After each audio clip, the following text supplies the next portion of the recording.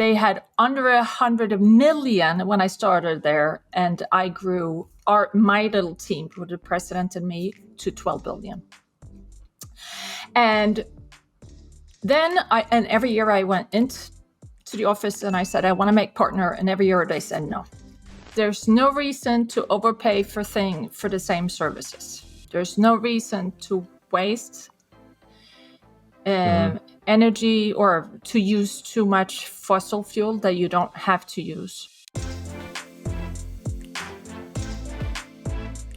Our guest today holds a LEED Green Associate designation and is on a mission to make New York City greener, more sustainable, and more affordable, one building at a time. She is the co-founder and owner of the Folson Group, the premier co-op and condo business consultant who focuses on helping her clients increase their property values. The Folson Group is a true disruptor in the residential real estate industry. Welcome to the show, Tina Larsson. Thank you, Mike. Thank you so much for inviting me and having me. It's an honor to have you here. The FolsonGroup.com, guys, you can check out her website there, and she's all over on social media. I'm going to make it clickable. I know you're on LinkedIn the most, so we'll have that clickable in the show notes. Really honored to have you on the program. Excited to learn from you because there's a lot that you're doing that I really don't completely understand. So we're going to unpeel some of those layers and dive in. Are you ready to rock and roll? I am. Sounds good. A lot of people, you're not alone. You're not alone. A lot of people don't know. Yeah, that's why it's exciting to have you on. You're highly successful in what you do. You're a game changer in your industry. So those are typically the people who resonate with our audience. They're doing something on a massive scale. But also you have this interesting story and how you got started. And what's really cool, and I want our audience to tune into this, is the fact that you kind of didn't intentionally get into what you're doing. Like the Folson Group, we'll talk about your company for a second here. It was really born after you helped your own building save $340,000. I remember you sharing the story with me when we first met, and it was by accident, right? So can you explain the details? Like it's wild how this happened, but I want people to realize that sometimes you don't know your gift or your mission that you're going to be on. Sometimes it's something you may stumble into, and you just have to be aware that it's happening, and you took it and ran with it. I took it and I ran with it. Yeah, share the story. How did you save $340,000 for your building that you were in? Yeah, so it's actually kind of funny. So I come from a finance background as a business analyst on Wall Street for many, many years for the purpose of investing my clients' money. So as a general analyst, I knew how to compare data in order to find the best investments. So when the maintenance increased in our co-op by 5% for the 10th year in a row, I went like, well, if they're only covering costs and there are no inflation, why is it increasing by 5% a year for so many years? Where's that money going exactly? It's like tax almost. Yeah. How is it being spent? And actually, when we started, we thought that there might be some irregularities, should we say. But after the fact, we didn't find any. So, but what I did was that I did what I knew from Wall Street, which was that I got other financial statements for other buildings so that we had something to compare to. Because, I mean, you and I don't know if $10,000 for service X is high, low, or normal. Right, you need to compare it or to give it perspective, yeah. Yeah, so we built, and to this day, we have a benchmark with hundreds of line items for hundreds of buildings.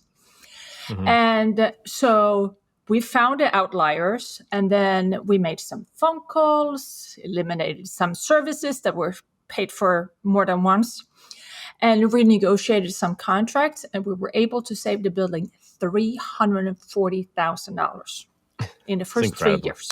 Yeah. Yes. That's unreal. And by now, it's millions of dollars.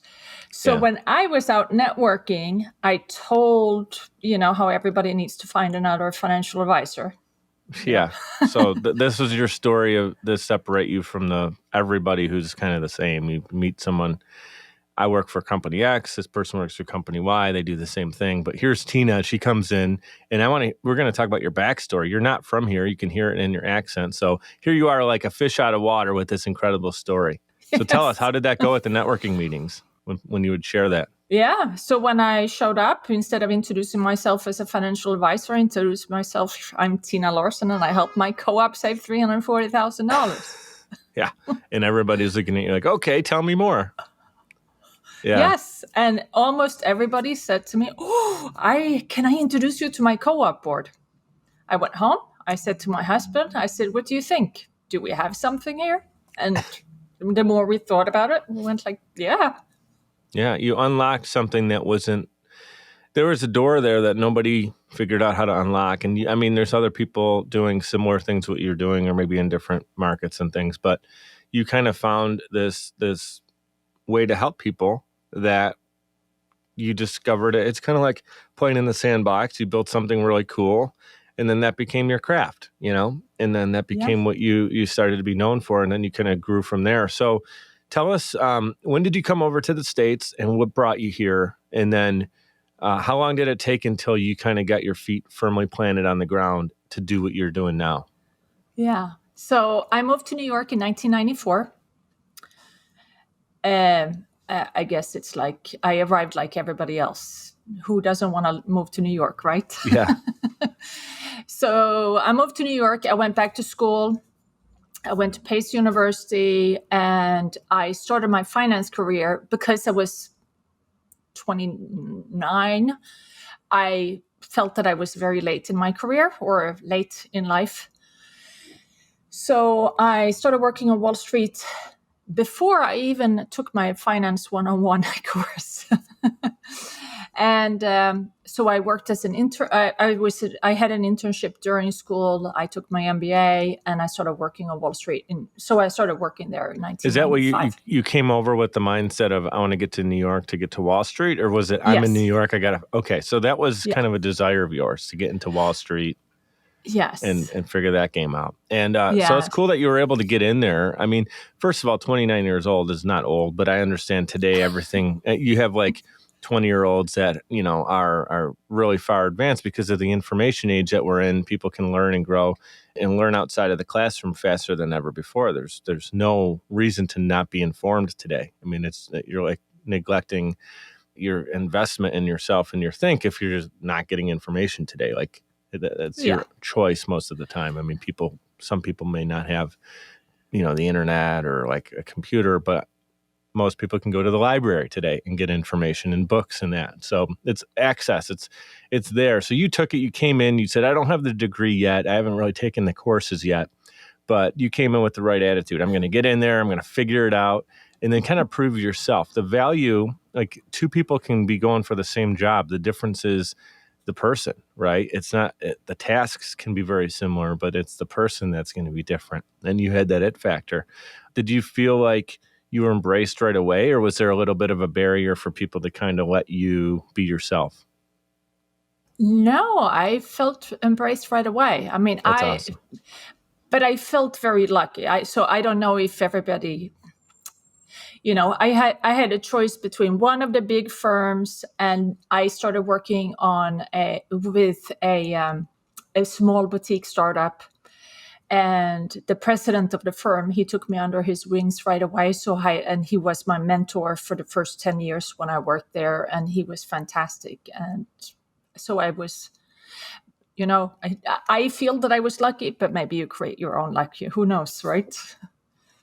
I think it's a dance. I think obviously if everything is, you're trying to push through and there's a pushback, it's going to feel like you're kind of trudging through the mud. But at the same time, I do feel that you create your opportunities, your abundance, and you can manifest that with the right mindset and actions behind the mindset. Then some luck happens there, but luck doesn't typically help people who are just sitting on the couch at home doing no actions towards their dreams. Like, you're not going to knock. Hey, we're going to make you founder of this company that's going to make $1 million next year. Can you just sign here? Like, it's the action. It's what you did. And then share a little bit about, let's give some love to Mark as well, right? Your partner in crime. He's your husband, correct? Yes, he is. Yeah. So you and Mark are both doing extremely well. It's a tag team effort. Talk about, meeting him and how he got involved with the business. Was he kind of in it first and then you joined forces, or how did that work? How did it shape up? Yeah. Okay, so he and we were actually set up in 1995 Okay. by friends of ours. Yes. I love it. And I feel like I'm reading a romance novel. Here, Tina met Mark. I know. And we actually met in a public pool. Yes, they do have those in New York City. But it so was first after time he sees you, you're in a bathing suit. That's probably... All right, Mark. Yes. And what happened was that our friends had tried to set us up for 9 months. Wow. So Mark used to work on Wall Street, and then he took a break and he was an actor. So they said to me, oh, you have to meet this really cute guy, and he's so successful, and he used to be on Wall Street, but now he's an actor. And I'm like, yeah. And they said to him, oh, we have this Swedish girl who is just off the boat, and she's 29 years old. And instead of going to school for free in Sweden, she chose to come to the United States and pay for her own college. And he's like, I don't need to meet her. So it actually took 9 months. He wasn't interested in that story? I think that, to me, is like, no? No. And you were thinking, okay, he's in Wall Street, but he's acting, so maybe it's like a red flag, even though you can admire someone if that was his passion. I'm not trying to shoot it down. But, when you're meeting someone, you're trying to think, what is this a good thing or a bad thing? You got to kind of put it in a category. And so what was the case that, tell us what happened next. And I mean, it was kind of like, if I come from Sweden here, do I want to meet an actor, or do I want to meet someone who is successful and working on Wall Street? But yeah. Right. And maybe I was judging. But it took us 9 months, and then they kind of, they tricked us into meeting. Yeah. Wow, they were really adamant about making this happen. They were. Now, are these friends that you're talking about someone that you still have close in your circle after all these years? No, we don't. Yeah, no. But that's okay. I was just listening to a podcast, Tina, the other day, not to interrupt, and it was actually Grant Cardone, which I do like a lot of what he says. And some people, if you don't like him, take the good stuff, right? However you want to consume it. But he was talking about, like, it's a problem if your closest friends today, and you're 45 years old, is your 5-year-old buddy from the neighborhood. And if that's still your best friend, that you can have him or her as a friend still. But if that's like your core is the same for 30, 40 years, that's a problem.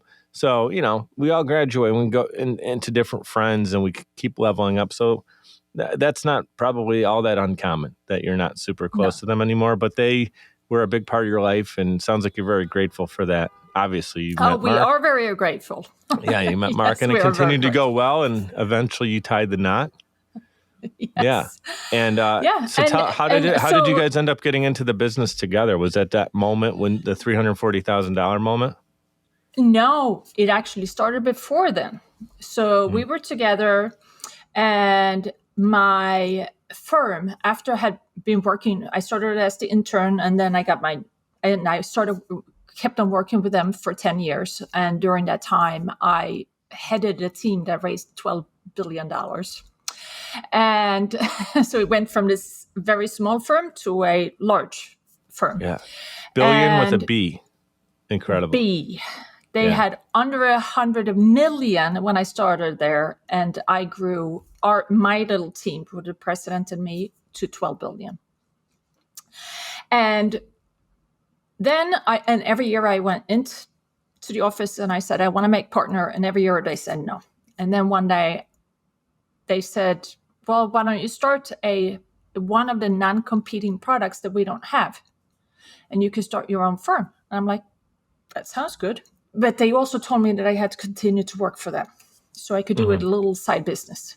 But they didn't have a problem with us raising money from their clients because it was a non-competing product. Right. So I said to Mark, I said, how are we going to do this? And at the same time, apparently, or he had been talking about quitting acting and going back to Wall Street. So it turned out to be a very good opportune time. So we started this firm together, the two of us, and I took some of the employees from my old firm with me. And so we started our own investment firm in 2007. Ooh, right before the whole crash. Like 6 months before.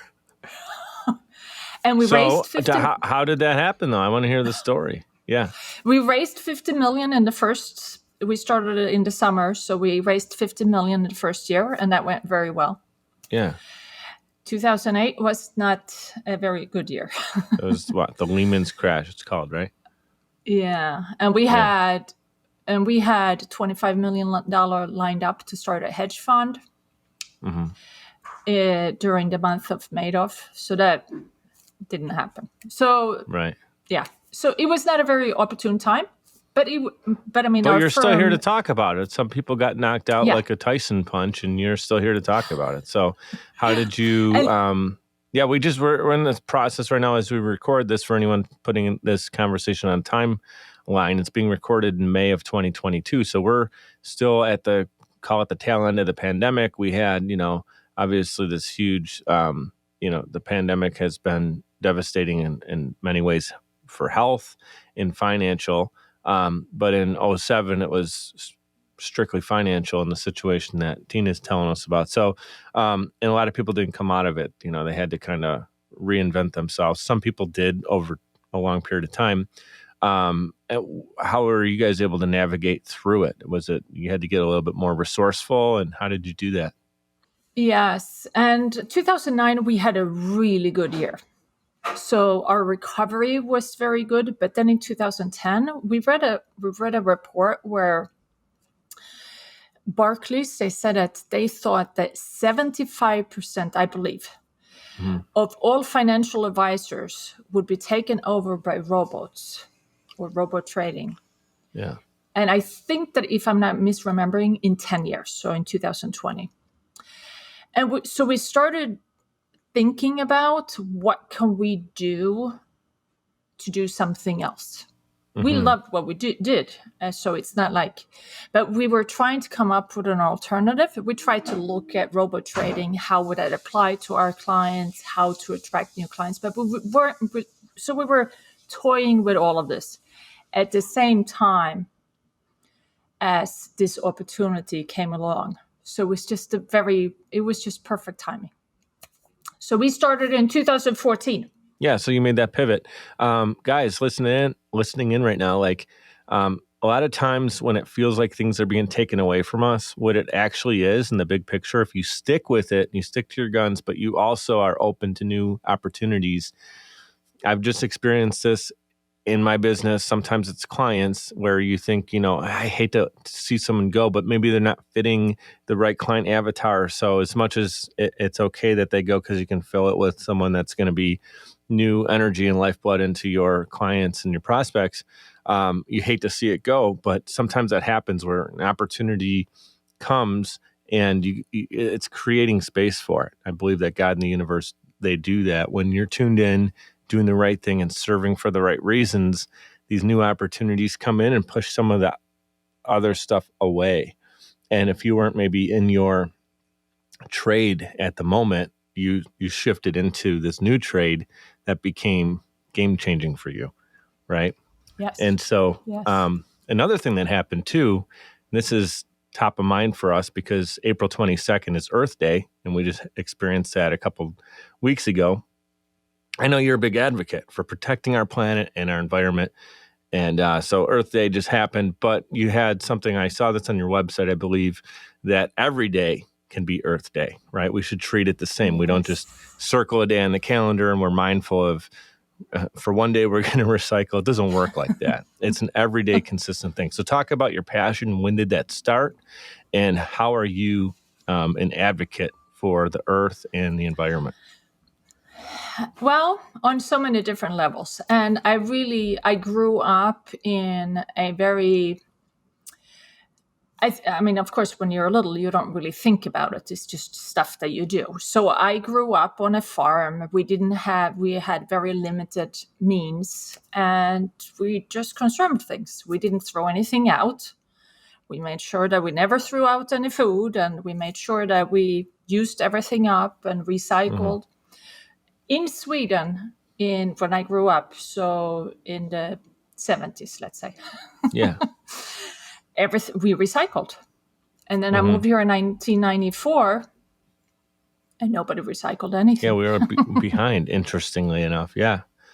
Normally we're ahead a decade when you come over from other countries, but not always. It depends on what it is that we're talking about. Yeah.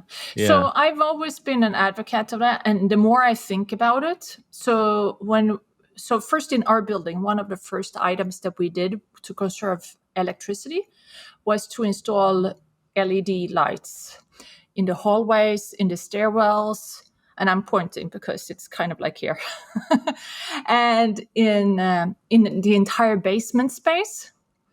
And we put them on LED with motion sensors. And the more I think about this, when I grew up, so in the buildings that were built in the 50s, 60s, and 70s in Sweden, when you walked up the stairs in a walk-up in an apartment building, you actually had to press a button for the light to come on every year, or each floor. And then you were kind of like in a hurry to make it to the next button. Like a 60-second timer or something like that? Yeah. I kind of remember those. And I think that it was less than 60 seconds. Yeah, in and out. Have you ever seen those here?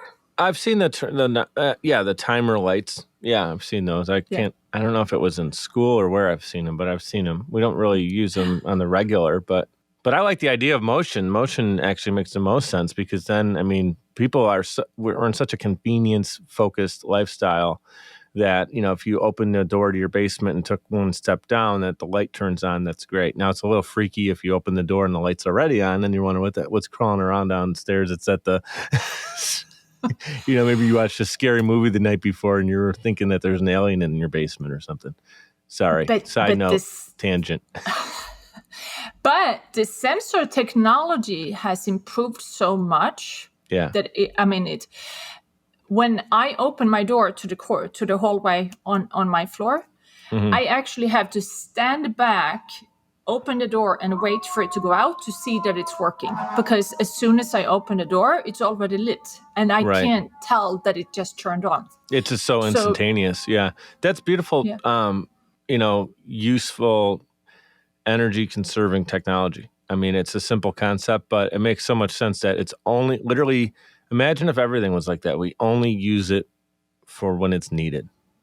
It could be like water. Water is the same thing. Like how many times if you're washing the dishes, you kind of let it run while you're like doing something else and you're feeling like, imagine if it only worked. And I know there's just sinks like that where you put your hands under it and it only works while the hand is, but you don't see that. I guess that's in some kitchens now and it's becoming a thing, but I think that's really cool. So you were already thinking about this and put it in your, at that time, apartment. Yeah. And so it's the more I think about it, the more I've tried to become more environmentally conscious. And a few years ago, I took my LEED Green Associate credentials. Now we're consulting buildings. A lot of the consulting that we do has nothing to do with green, but a very big portion of their costs are related to using too much heating. Yeah, that's another thing. People get their antennas go up when you're talking about saving money, but also it's saving the environment too. The term for it's renewable energy, right? So I want you to explain how people can think about creating more renewable energy. And then the part 2 to that is if you can give us like a 100 level breakdown to Climate Mobilization Act. I know that's something that you're well adapt and understand at a higher level, but can you explain what that is? So the Climate Mobilization Act of 2019 is for New York City, so not New York State. Right.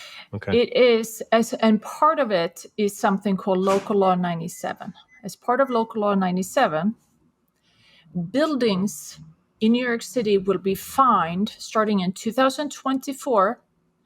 Then those fines will increase in 2030. And the entire goal behind this is to make New York City carbon neutral. I think by 2050, I'm sorry. So only in 2024, only 20% of the buildings, as we see it, we have the data, and about 20% will be fined if they do nothing and if the law doesn't change. What kind of things are, so if construction's happening, building new buildings, whether it's residential or commercial, what are some of the differences that are going into the new builds to make sure that they're following this footprint? Yeah, so first, we only work with old buildings. We don't work with new builds. But new builds, they're going to have... So you convert them? You convert some of the old technology and infrastructure into new? We convert old... So we work with old buildings because they're the ones who need our help. Brand new buildings, they don't really need our help because they have brand new windows and brand new... Yeah, they're made up to new codes. Yeah. And right now, all new roofs need to have a green roof, whereas I don't have the number, but it would not surprise me if it's 99% of roofs, they're tar roofs, and they have nothing green on their roofs. So the old buildings are what we work with, and they're the ones who really need our help.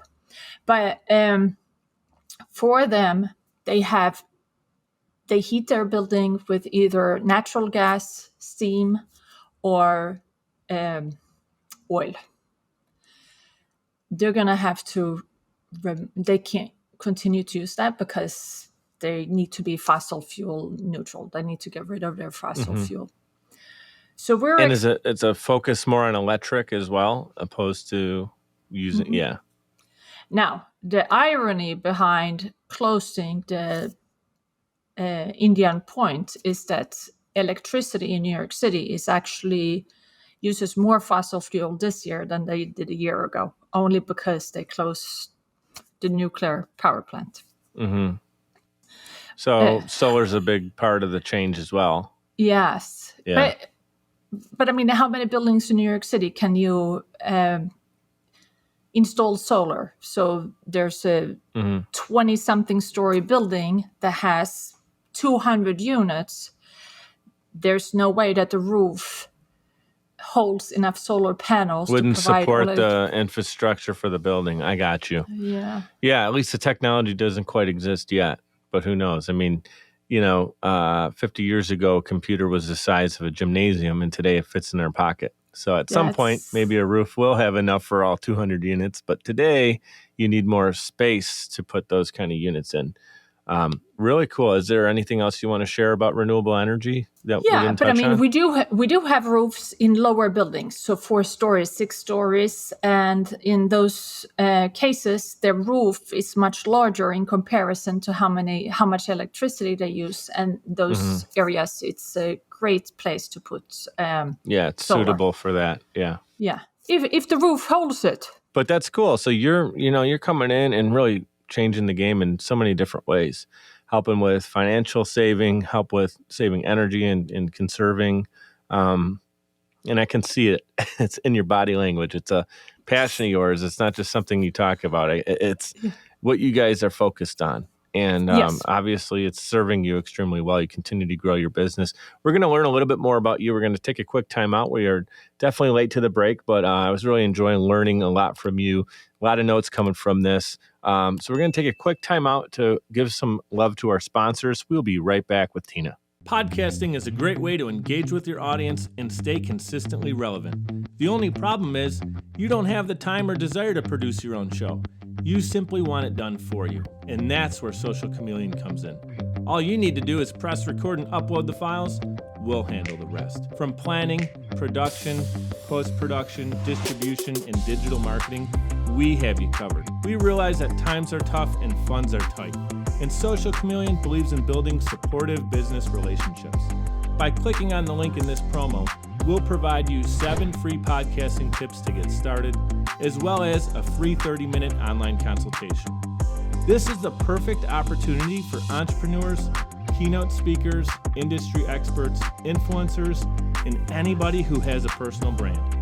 With Social Chameleon, we help you build a brand that is out of this world. We're ready and waiting, so what are you waiting for? Click on the link to get started today.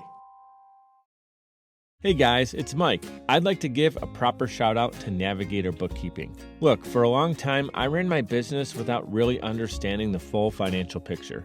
I used my gut and my bank account balance to make decisions, which led to some poor choices and constant stress over my business's finances. I knew something needed to change.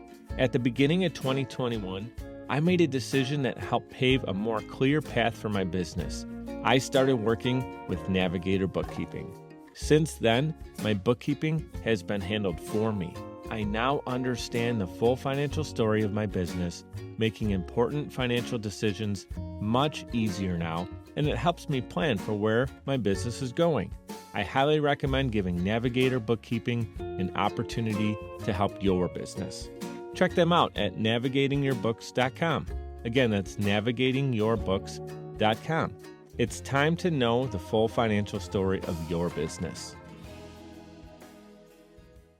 All right, guys, we're back in action with Tina Larsson. You guys can connect with her on social media. All of those links are clickable in the show notes, making it always super easy to connect. We're going to dive right back into the conversation with Tina. Let's dive a little further, actually. Go into your story. Talk about when did you really you talked about getting into Wall Street. What about your love for real estate? Was that was that at the same time, or was that something you kind of grew up and really loved real estate? No, I didn't. We bought, so we were both working on Wall Street and we were renting an apartment, and we decided this is a good opportune time to You're buy. in a great spot for it. I mean, there's a lot of interesting real estate in New York City too. Yeah. So we bought our apartment in 2004. So we've been here since 2004. So, yeah. Talk to our audience that's tuning in right now. Maybe they have a condo or a co-op and they're looking to increase its value. What are 3 specific things that they can do right away to increase the value? So, well, number 1, you have to volunteer to your board. Okay. So, yeah, I mean, if you're in a co-op or condo, a large apartment building and own, then the easiest way to increase your property value is to take an interest and make a difference. And the only way to do that is by volunteering to the board. That's number 1. Once you're on the board, and don't run as one person because then you're never going to get anything done. Run as a group is my suggestion, so that you have majority and can get stuff done. Number 2 is that you can look for things that are not ideal.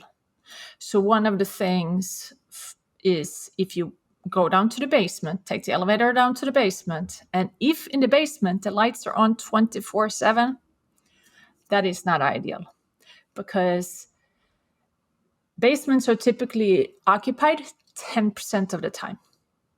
There's no reason for the lights to be on 100% of the time. I mean, you can save the electricity for that space by 90%. Yeah, a lot of times you walk into like an apartment building and the light's just on into the unit that does like the laundry unit. It's on. There's nobody in there. Yeah.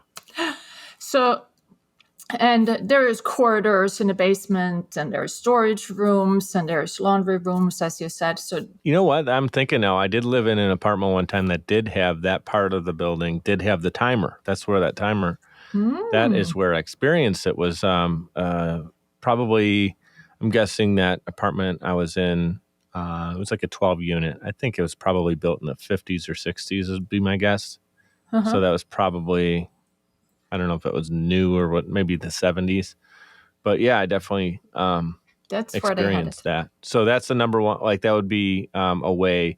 So you're coming in, you're saying, let's identify the problem areas that we can make an immediate impact. Yes. Like right out of the gate. Yeah. Cool. Third thing is that if you go up to the base, to the roof, if that space is not used, if that's a tar roof, this is valuable property. That's valuable space.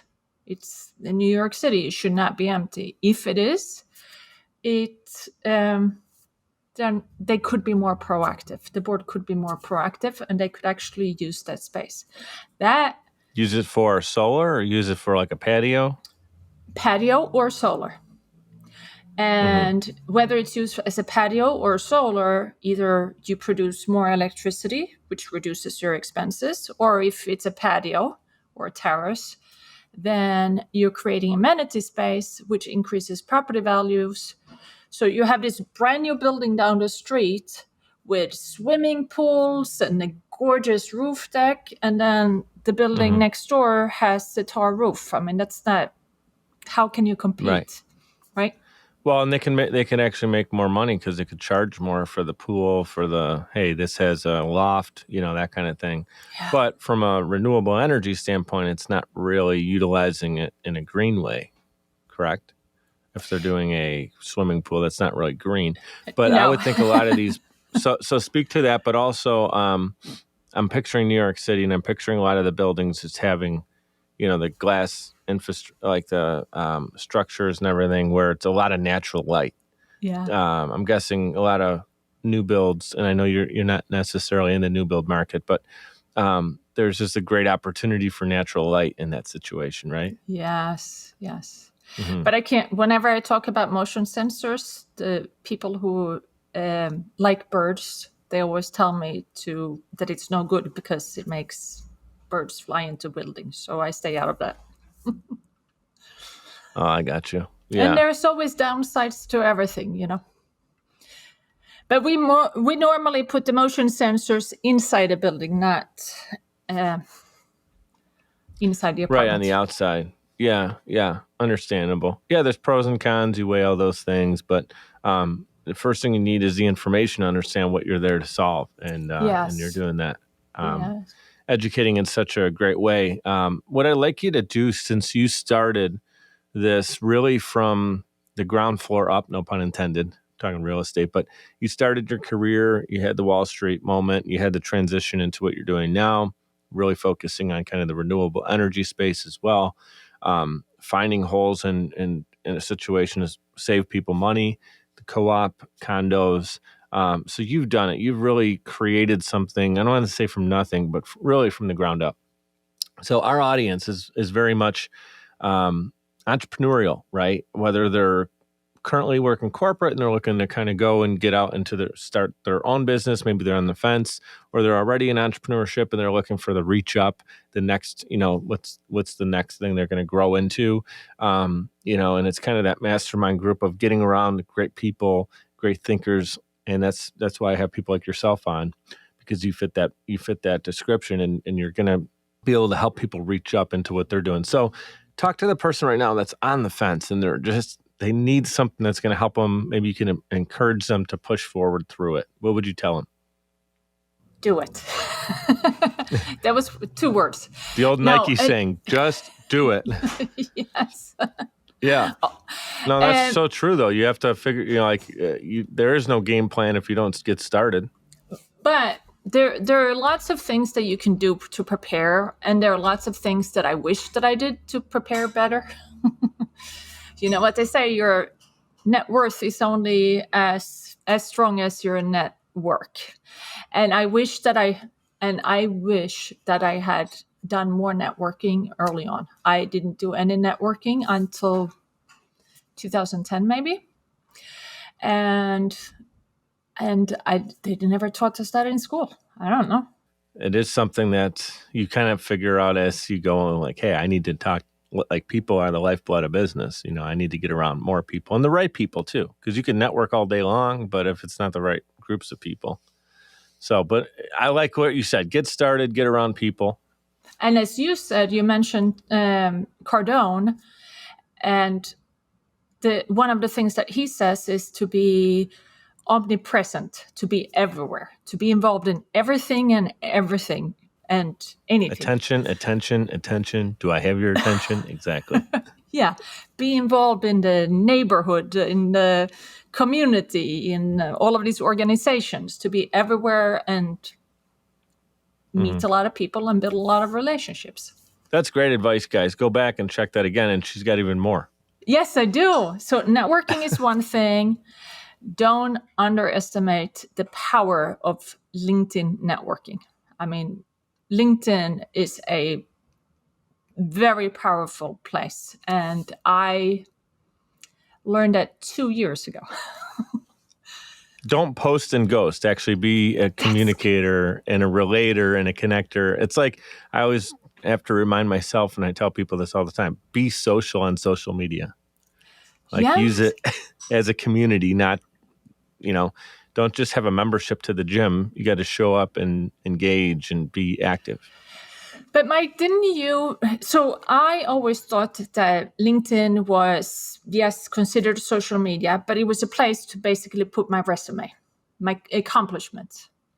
And it was not. Yeah, that's kind of how it started, but it's totally way more intricate now. Yes. It's not the right word, but it's so much more immersed into bringing people to, connecting and working together. It's not just this is my job. I know what you're saying. When it certainly started, it felt like that. I'd say I got on there probably in 2011, and that's really what I used it. And I got a lot of people recruiting me through it.